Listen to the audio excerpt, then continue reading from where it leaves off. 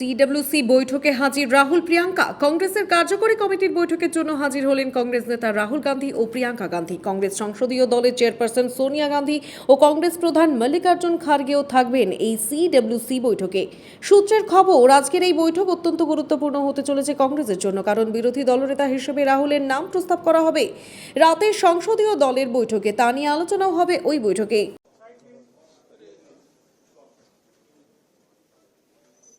Madam is coming. Madam is coming. Sir, move. Side.